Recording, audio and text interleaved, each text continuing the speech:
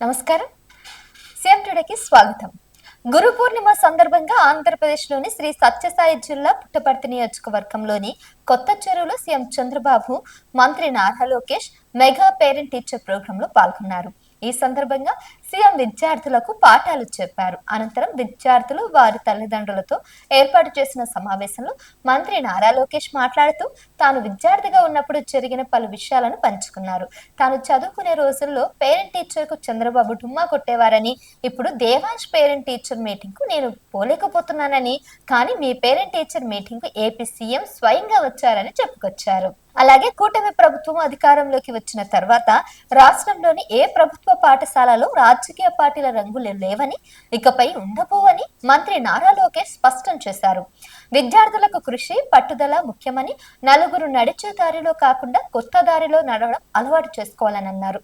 అనుకున్నది సాధించే క్రమంలో అపజయాలను విజయానికి మెట్టుగా మార్చుకోవాలని లోకేష్ విద్యార్థులకు సూచించారు.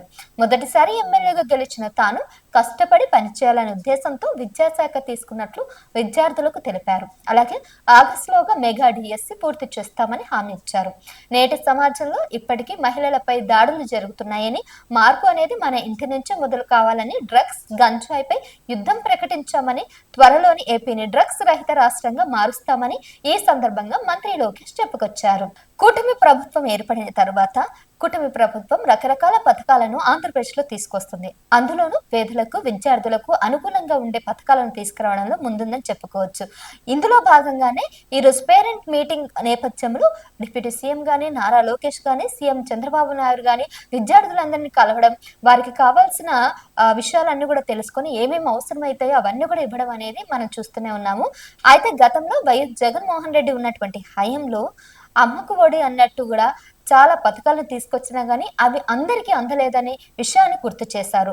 అమ్మకు ఒడి అనే పేరుతో బోల్డ్ అంత స్కామ్ జరిగిందని, టీచర్స్ తో పాటు అక్కడ విద్యార్థులు కూడా దానివల్ల చాలా ఇబ్బందులు పడ్డారని, అంత స్కామ్ జరిగి వాళ్ళ కార్యకర్తలే దాన్ని తీసుకున్నారని అయితే ఆరోపిస్తున్నారు. ఎప్పుడైతే కూటమి ప్రభుత్వం వచ్చిందో ఆ తర్వాత మేము తీసుకొచ్చిన పథకాలు నేరుగా కార్యకర్తలు ఎవరూ లేకుండా, మధ్యలో ఎలాంటి అధికారులు లేకుండా నేరుగా స్టూడెంట్స్ అకౌంట్ లో పడే విధంగా తీసుకొస్తున్నామని చెప్తున్నారు.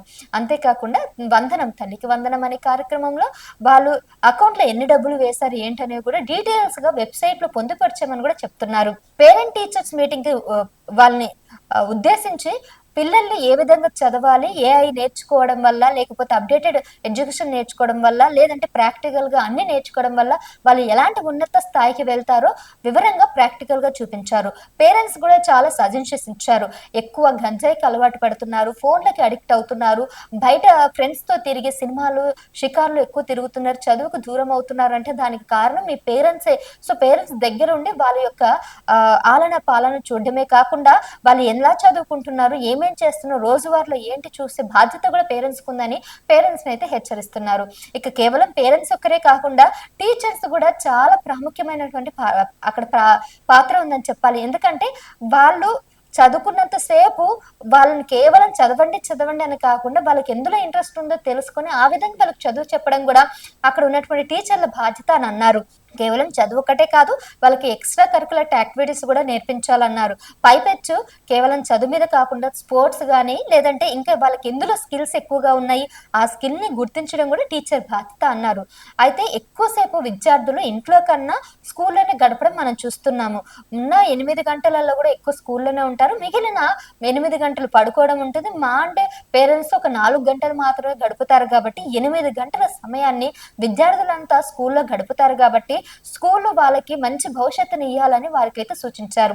స్టూడెంట్స్ కి ఎందులో స్కిల్స్ ఉన్నాయి, ఏం చదువుతున్నారు, ఎలా నేర్చుకోవాలి అన్ని కూడా దగ్గరుండి నేర్పించాల్సిన బాధ్యత ఆ స్కూల్ యాజమాన్యకు ఉందని చెప్పేసి వాళ్ళకైతే హితాబ్ అయితే ఇచ్చారు. ఇక పేరెంట్స్ కూడా అందరినీ కూర్చోబెట్టి అందరికి దగ్గరికి వెళ్ళి మాట్లాడడం అనేది ఇప్పుడు ఆంధ్రప్రదేశ్ లో ఈ విషయం అయితే చాలా చక్కగా అనిపించిందని అక్కడ విద్యార్థులు అయితే చెప్తున్నారు.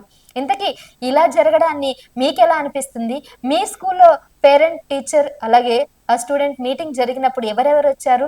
మీకు జరిగినటువంటి ఎక్స్పీరియన్స్ కింద కామెంట్ రూపంలో తెలియజేయండి.